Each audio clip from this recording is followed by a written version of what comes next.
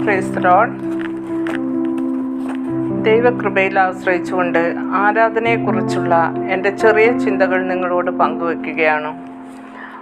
ആരാധനയെക്കുറിച്ചുള്ള വെളിപ്പാട് പ്രാപിക്കാതെ നമുക്കൊന്നും പ്രാപിപ്പാൻ കഴിയില്ല.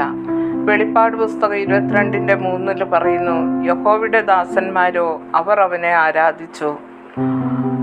അവർ അവൻ്റെ മുഖം കണ്ടു. യേശുവിൻ്റെ മുഖം കണ്ടുകൊണ്ട് വേണം നമ്മൾ ഓരോരുത്തരും ആരാധിപ്പാൻ. ആരാധന എന്ന് പറഞ്ഞാൽ നമ്മുടെ ഹൃദയം ആദ്യം ദൈവത്തോട് ചേരണം. ആദ്യമായി നമ്മൾ ദൈവത്തോട് നന്ദി പറയണം.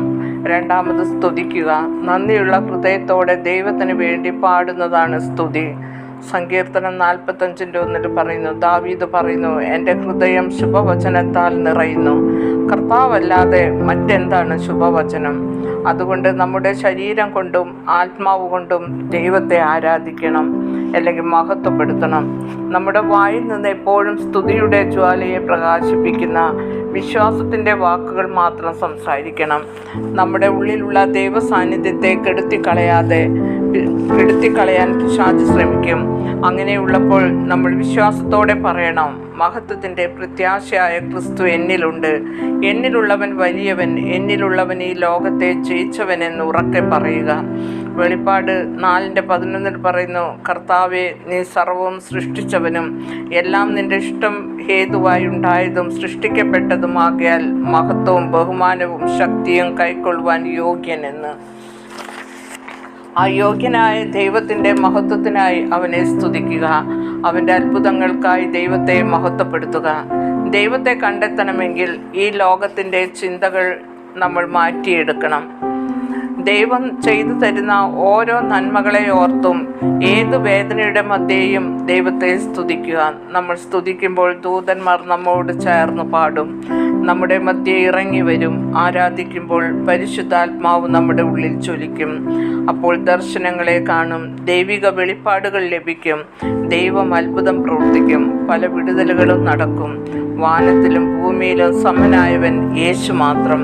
അതുകൊണ്ട് അവൻ ചെയ്ത നന്മകൾക്കായി ദൈവത്തെ വാഴ്ത്തുക. സ്തുതിക്കുന്ന മനുഷ്യന് മാത്രമേ ഏത് പ്രശ്നമാകുന്ന പർവ്വതത്തെയും മറികടക്കാൻ കഴിയും. ദുഃഖിതനെ ആരാധിക്കുന്നവനാക്കുവാൻ യേശു വന്നു. വിലപിക്കുന്നവനെ നൃത്തം ചെയ്യിക്കുവാൻ യേശു വന്നു. പീഡിതനെ ആരാധിക്കുന്നവനാക്കുവാൻ യേശു വന്നു. സകല നിരാശയുടെ വെണ്ണീറിനെ കുടഞ്ഞു കളഞ്ഞു യേശുവിനെ ധരിക്കുക. യേശുവിൻ്റെ നാമത്തിൽ ദുഃഖത്തിൻ്റെ ആത്മാവിനോട് എതിർത്തു നിൽക്കുക. പരിശുദ്ധാത്മാവിലുള്ള സന്തോഷം ഉള്ളിൽ നിറയ്ക്കുക. ക്രിസ്തുവിൻ്റെ ആശ്വാസവും സ്തുതി എന്ന മേലാടയും ധരിച്ചുകൊണ്ട് ദൈവത്തെ സ്തുതിക്കുക. ദൈവത്തിൻ്റെ സ്നേഹത്തിന് പകരമായി നമുക്ക് പ്രിയപ്പെട്ട സകലത്തെയും യാഗപീഠത്തിൽ അർപ്പിക്കുക. പൂർണ്ണ ഹൃദയത്തോടും പൂർണ്ണ ആത്മാവോടും പൂർണ്ണ ശക്തിയോടും കൂടെ ദൈവത്തെ സ്നേഹിക്കുന്നതാണ് ആരാധന. അബ്രഹാം അപ്രകാരമുള്ള ആരാധനയുടെ മഹത്വം നമുക്ക് വെളിപ്പെടുത്തി തന്നു. ഉൽപ്പത്തി 22:5 അവൻ തൻ്റെ ദാസന്മാരോട് പറഞ്ഞു, നിങ്ങൾ കഴുതയുമായി ഇവിടെ ഇരിപ്പിൻ, ഞാനും ബാലനും അവിടത്തോളം ചെന്ന് ആരാധന കഴിച്ചു മടങ്ങി വരാമെന്ന്.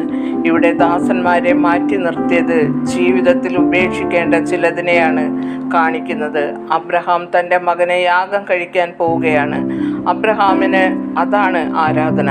അബ്രഹാം ദൈവത്തെ തൻ്റെ മകന് മീതെ വെച്ചു. ദൈവത്തെ സ്നേഹിക്കുന്ന ഹൃദയം യേശുവിനേക്കാൾ മറ്റൊരുവരെയോ ഒരു വസ്തുവിനെയോ സ്നേഹിക്കുകയില്ല. അതാണ് ആരാധനയുടെ മഹത്വം.